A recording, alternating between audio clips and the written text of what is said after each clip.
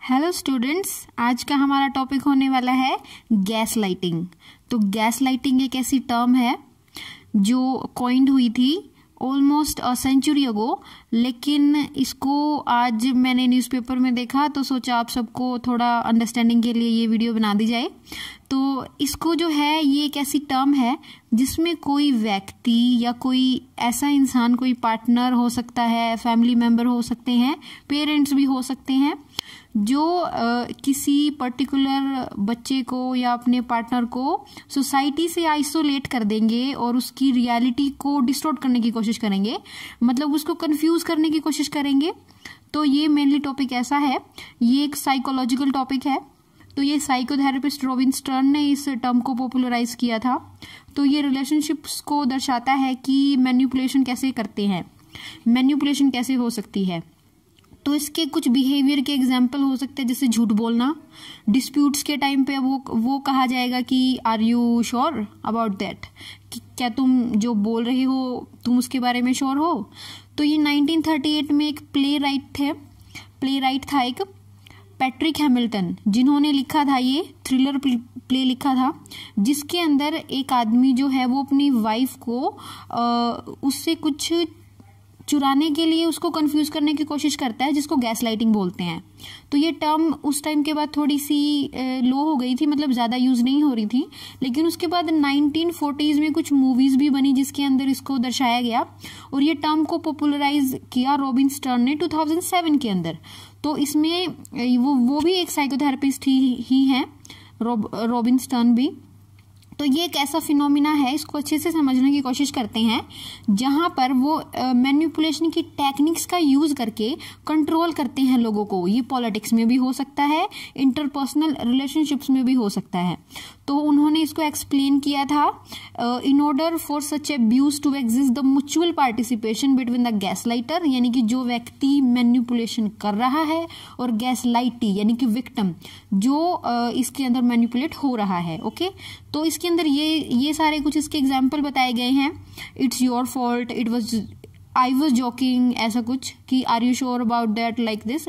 तो एक पर्सन को जब गैस लाइट किया जाता है तो वो एक्सपीरियंस करते क्या क्या चीजें, confusion, anxiety, loss of trust in themselves, वो खुद में विश्वास उनका कम होने लगता है।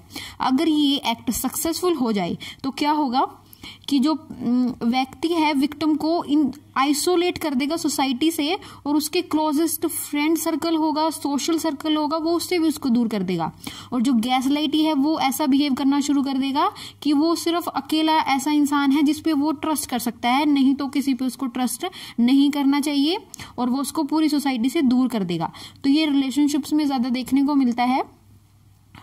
जैसे जो इसमें गैस लाइटर होता है, मतलब जो व्यक्ति है जो मैनिपुलेशन का काम कर रहा है, वो पुश करेगा अपने विक्टिम को डाउट करने को, अपनी सेंसेस पे डाउट करने को, उस पे वो उसको काफी ज्यादा कोशिश करेगा उसको डाउट कराने की। उसके बहुत सारी अप्रोचेस हो सकती हैं, जैसे डिफरेंट अप्रोचेस हो सकती हैं उसको, जैसे कुछ बोलने के बाद मना कर देना कि मैंने तो ऐसा कुछ कहा ही नहीं, are you sure about that, I don't think you remember what happened, मुझे नहीं लगता तुम्हें याद है कि क्या हुआ था, क्या तुम अपने ही दिमाग में चीजें बना रहे हो, ऐसा कुछ। ये उसके कुछ क्वेश्चन, ऐसे क्वेश्चन हो सकते हैं। तो अगर ये आपको अपनी खुद की लाइफ में भी महसूस हो सकता है, अगर महसूस हो सकता है तो आपको कुछ स्टेप्स लेने चाहिए। ऐसे ही they act like they don't understand the conversation or refuses to listen, convincing the victim that they must have misunderstood।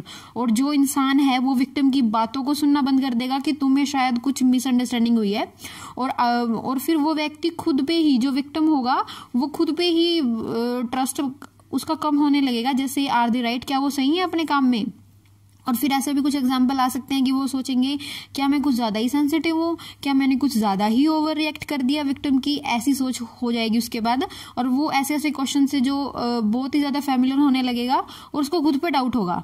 तो इसमें साइकोलॉजी के अंदर ये दिखाया गया, ये एक साइकोलॉजिकल होता है ये कॉन्सेप्ट जो ये है, इसका साइकोलॉजिकल नेचर है। तो ये कॉमन फीचर है डोमेस्टिक वायलेंस में। तो जो डोमेस्टिक वायलेंस होता है उसके अंदर व्यक्ति दूसरों को बता नहीं पाता कि मेरे साथ क्या हो रहा है, और वो उसी में ट्रैप हो जाता है।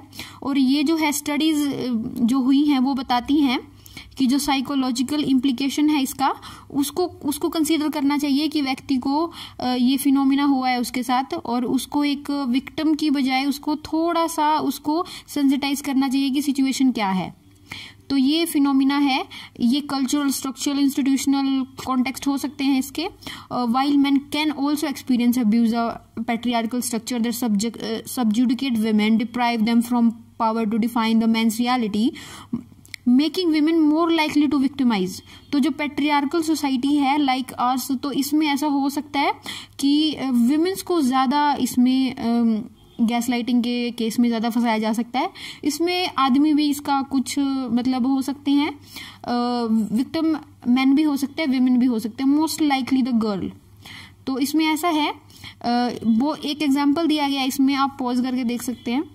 तो इसमें एक्स वाई जैसा कुछ कॉमन दिया गया है कि कोई एक्स पर्सन है वो वाई को मैनिपुलेट करने की कोशिश कर रहा है।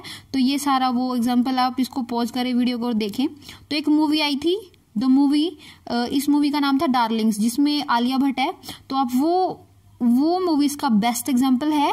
उसमें दिखाया गया है कि जो एडिक्शन है towards relationship, denial of abuse, इसका डिसोल्यूशन किया जाए, the difficulty of in accepting the reality and finally recognition of one's role in gaslighting through the course of the movie. इस मूवी में दिखाया गया है कि गैस लाइटिंग जो है वो वहां पे हो रही है, और वो विक्टिम जो है वो समझ जाता है कि उसके साथ क्या हो रहा है, और फिर वो उसको कोशिश करता है उसे बाहर निकलने की। तो इस मूवी में ऐसे ही कुछ दिखाया गया, बिहेवियर्स, सामने वाले व्यक्ति की डिजायर्स हैं, उसकी फैंटेसीज हैं, वो उसको जो गैस लाइटर है, idealising the gas lighter and seeking their approval. तो उनका जो अप्रूवल है वो उसके लिए बहुत जरूरी होता है। तो इस केस में हम जो देख सकते हैं कि जो गैस लाइटिंग है वो एक ऐसी टर्म है जिसमें हम देख सकते हैं कि कोई व्यक्ति दूसरे को मैनिपुलेट कर रहा है। इसमें पेरेंट्स हो सकते हैं, पार्टनर हो सकते हैं, लाइफ पार्टनर जैसा कुछ, एक रिलेशनशिप के अंदर ऐसा हो सकता है, फ्रेंड सर्कल में भी ऐसा हो सकता है। कोई एक फ्रेंड दूसरे को खुद पे इतना डिपेंड कर ले कि वो तीसरे को फ्रेंड बनाने के बारे में ही ना सोचे, ऐसा हो सकता है। तो that's all for video, thank you so much.